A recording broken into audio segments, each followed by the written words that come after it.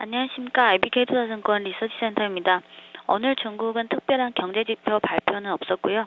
공무원 상무위에서 자동차 배기 오염 감소를 위해 자동차용 휘발유와 디젤에 대한 품질 기준을 강화하겠다고 발표했는데요.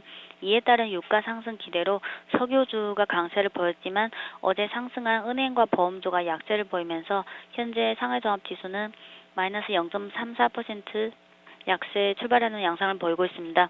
우선 인민은행의 공개시장 조작 관련 내용입니다.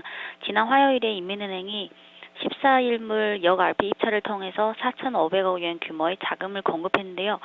자금 규모만으로 봐서는 지준율의 한 차례 인하에 해당되는 규모입니다. 작년 10월 30일에 인민은행이 3,950억 원 규모의 역RP 입찰을 실시해 일간 단위 최대 규모를 기록한 바 있었는데요. 이번 화요일에 실시한 이 4,500억 원 규모가 동 기록을 재차 경신했습니다. 은행 간 단기 금리는 1월 1일 원단 후부터 상대적으로 낮은 수준을 유지하면서 인민은행의 역RP 조작 강도가 뚜렷이 약화됐는데요. 1월 4조 연속 자금 회수를 유지했습니다. 하지만 1월 말부터 인민은행이 다시 역RP 강도를 올리기 시작했는데요. 1월 31일 1천억 원 규모 역RP를 통해서 자금을 공급하면서 5조 만에 자금 흡수 국면에서 공급 국면으로 전환했습니다. 다음 주 춘절 연휴를 앞두고 이번 주 인민은행이 자금 비축에 나서면서 은행 간 단기 금리도 재차 상승세를 보이기 시작했는데요.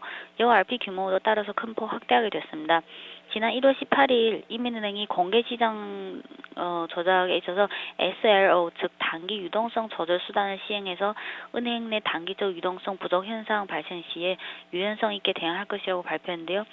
즉 기존 매주 화요일과 목요일에 정기적으로 실시했던 역RP 입찰의 보충으로 월, 수, 금요일에도 실시할 수 있게 되었기 때문에 이론적으로는 월요일부터 금요일까지 매일 시장 자금 유동성 조절 가능하게 되었습니다. 그러니까 인민은행은 향후 역RP 입찰 빈도뿐만 아니라 일간 단위 자금 공급 규모도 보다 확대해 나가면서 보다 융통성 있게 공개시장 조작을 계속해 나갈 것으로 보입니다. 다음은 중국 소득분배제도 관련 내용입니다. 최근 중국 공무원에서 소득분배제도 개혁에 관한 의견을 발표했습니다.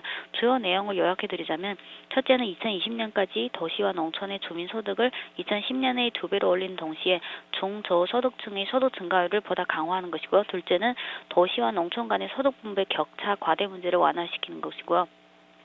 세 번째는 소득분배 질서를 뚜렷이 개선해서 합법적인 소득을 보호받고 음성소득은 규범화시키면서 불법소득은 단호하게 금지하다는 내용들이 포함되어 있습니다.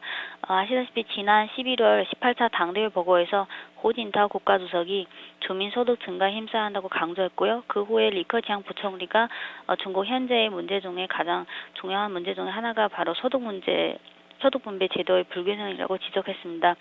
물론 소득분배 제도 개혁이 하루 이틀에 해결될 문제는 아니지만 이번 개혁 의견의 발표로 보아서 중국 새 지도부의 소득분배 제도에 대한 의지를 엿볼 수 있습니다.